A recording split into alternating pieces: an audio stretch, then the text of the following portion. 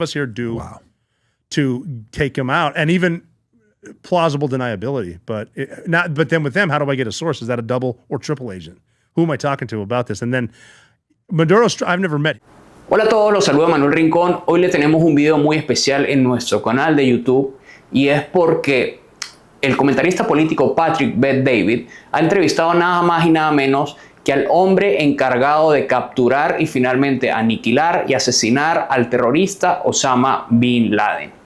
Este ex marín estadounidense llamado Robert O'Neill nos cuenta cómo funcionó esa estrategia para finalmente acabar con la vida y encontrar a Osama bin Laden y entre otros también a personas como por ejemplo a Saddam Hussein. Hace los comparativos con lo que ocurrió en ese momento y lo que puede ocurrir actualmente con Nicolás Maduro en Venezuela. Explica el efecto psicológico de los 50 millones de dólares, cómo funciona realmente el tema de la recompensa y qué puede estar pasando internamente dentro de Venezuela y por supuesto también su opinión sobre el despliegue militar de Estados Unidos en el Caribe. Les voy a dejar parte de la entrevista y les iré comentando más adelante en el video. Your confidence of going and taking him out was in your training, preparation, and how much of it was in Maya and her team that was able to tell you, I know exactly where he's at. He's here right now, third floor. I don't know why you guys are not going right now. How much of it was that? Because when I asked you to go get him, what would you need? The first thing you said is, how am I going to get my intel? Well, yeah, if we had a team, which they probably do, I'd want to talk to them first. Because like I was saying, months before that, I was joking with terrorists about where's bin Laden, knowing we're never going to find him. But they knew. So right now, someone probably does. It's a question of when do you pull the trigger and how. Because, I mean, even with us, we were told 2-3 weeks before, they already had 5 options they let us know about. Maybe there was more. What else, how else are they going to do it? So there's just so much, there's so much to consider. Do you automatically see when they put, if you think about the history of us putting bounty on different people, so far, bounty we put on 2 people at that number, they're gone. Do you think the fact that the U.S. government put 50, this guy's days are numbered, he's going to be done out in no time? I think the bounty is more of the guys that are close to him and realize they can get the bounty just for information leading to his death. I think that's the money. So insider turns against him to get the 50. We've seen it before with, I think, with Uday and Qusay Hussein. I think it was a relative that realized there was like 20 million or something like that on both. And they're both in the same place. The sons, yeah. Yeah, it's like, wait a minute, I can just tell him where he is, and then I can get both paychecks. And then, if they get some sort of agreement and monetary value, maybe so. Because when you start talking about the budget to kill someone, use the military, they don't really care. It's the incentive. Well, what would that look like? If I'm a guy to him where I'm sick of it myself, Venezuela, do I find a way through Signal to get a hold of somebody and say, hey, I know where he's at. I'm an insider. What can you guarantee for me to be safe? Yes. And then does somebody say, take him out, we'll pay it to you, and go, how does that communication work? That's a good one, too, because as we've seen, Signal can get, I don't think anything's really secure when you get down to it. Someone's listening to something, especially with AI now, the way it is. I think that you have to get your team inside who's willing to take the spot on the throne, and then we have to discuss how do we get this out, and then what do we do as soon as it's over type stuff. Because you're making a big announcement of $50 million, people see that. And then the realization, this is closer than I think. So what can the 3 of us here do to take him out? And even plausible deniability. But then with them, how do I get a source? Is that a double or triple agent? Who am I talking to about this? And then Maduro's, I've never met him, but it strikes me as a guy that you don't want to be in a room with him and his henchmen when he finds out you double-crossed him. No. So there's a lot of personal risk there too. And again, it comes back to trust. Who do you trust, especially in the U.S. government? Who does he trust? That's it. Well, he's paying his guys off too. I know, but $50 million? Once they announce something like that, you paying your guys that kind of money? I don't think so. They just seized $700 million of his assets. By the way, his plane is 500 yards this way. No kidding. No, I'm telling you, 500 yards. This airport right behind you, there's a part where it's about probably quarter of a mile. All the planes that is there is planes that the government has seized from individuals. They seized $700 million of the guy's assets, multiple private jets. One of them is right here. No kidding. Yeah.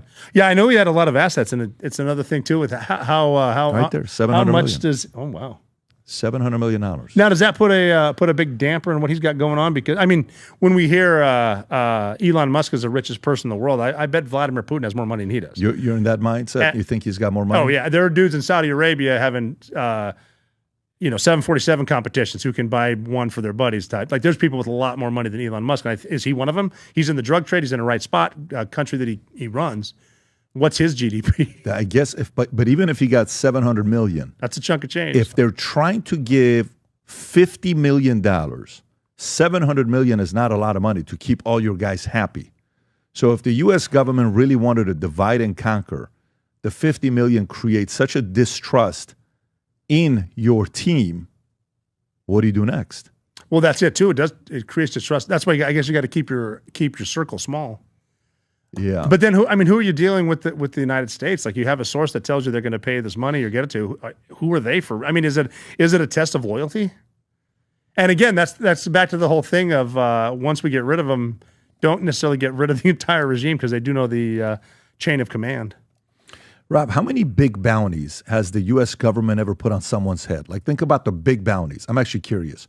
We know. En la siguiente parte de la entrevista, O'Neill hace referencia, O'Neill con el entrevistador, hacen referencia a quienes han logrado sobrevivir a una recompensa tan grande por parte del gobierno de los Estados Unidos. Es básicamente una cruz sobre el ataúd, según refieren. Explican quienes en el pasado han tenido unas recompensas tan altas, no tan alta como la de Maduro, insisto, porque es la más alta en la historia del gobierno de los Estados Unidos, y explican realmente qué es lo que sucede interna y externamente al respecto y sus perspectivas con respecto a lo que pudiese ocurrir en Venezuela. So far. Mm-hmm. I know Bin Laden, Saddam Hussein. I don't think they even put one in Iran. Maduro, and then I'd have to look that up. I don't know. Rob, are you looking it up? I'm talking about Rob. Yeah, Rob Son, and what's it doing? Osama bin Laden. I'm actually curious because what I'm trying to find out is, who has survived it, who has made it, who has been able to. Osama had 25, Saddam had 25, Imad Mournehi had 15, raised to 25, Uday and Hussein, 15 million apiece. Yeah. Maduro's got the 50 now. What is the, when Khomeini would put a fatwa on different people, he put on a Salman Rushdie when he wrote that book, Satanic Verses. Mm-hmm. Nothing happened to him at the beginning. Later on, he was stabbed he got stabbed at one event. On stage. Yeah. Who's that? Fausto Isidro Meza Flores, El Chapo Isidro. Rob, can you check how many of these people are alive? Because a lot of them we mentioned were eventually taken out by the military. Well, that's what I'm thinking. What I'm trying to think is the ultimate fatwa is when the U.S. government puts it on you, if you think about it, right? Yeah. So what's the likelihood you're going to make it? Yeah, I don't know. I mean, some of the ones we were at war in the country or a country nearby. But again, Uday and Qusay, even Saddam in the hidey hole, like someone knew he was there so they can get paid. So the monetary aspect works. And I think with Maduro, it's going to be different because not so much Saddam, but Osama bin Laden surrounded himself with true believers. So the money doesn't matter to them. And they want to be martyrs anyway. So the money means nothing. But yeah, with him, I mean, it's going to be the guys around him that want to get paid. It's going to be that simple, but it's a question of how do we do it. And I mean, if that could be the reason that we have so many not so many, but the military assets that we have around South America right now are enough to launch. Yeah, but if you work for Maduro and Maduro's got $700 million of assets that was seized, of taking money away from its people, and you yourself are making $3,000 a month, and you're kind of like, wait a minute. You stole from the people and you haven't taken care of me and my family and I'm working like a slave? Wait a minute. Why am I going to do this for you? You stole. It's not like you made this money the right way. I'm willing to take the 50 million. Handful of people round up, boom, they go in.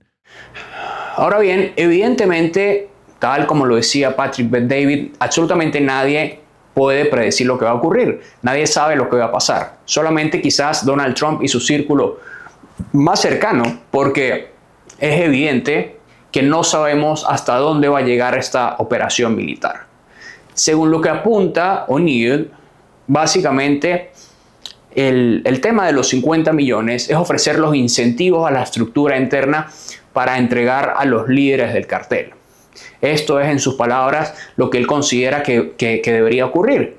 Pero, evidentemente, habiendo ya un despliegue militar avanzado, hay una guerra psicológica por parte del gobierno de los Estados Unidos para tratar de finiquitar con el tema de Maduro, Diosdado Cabello y el cartel de los soles, pero no sabemos si hay un límite de tiempo. ¿Cuál sería el supuesto límite de tiempo de tener toda esta estructura militar tan costosa desplegada en el Caribe para finalmente dar los resultados que el gobierno de los Estados Unidos está esperando? En definitiva, hay muchos alicientes, hay incentivos para que se actúe internamente, pero insisto una vez más, no sabemos si hay un límite de tiempo. Si no lo entregan, ¿vamos a entrar? ¿No vamos a entrar? ¿Qué operación militar vamos a ejecutar al respecto? Lo interesante es que ellos afirman, digamos, yendo al pasado, viendo todo lo que ha ocurrido en la historia de los Estados Unidos, que absolutamente nadie ha sobrevivido a una recompensa tan alta por parte del gobierno de los Estados Unidos. Y eso es evidentemente lo que tendremos que ver o lo que sabremos en las próximas semanas o meses.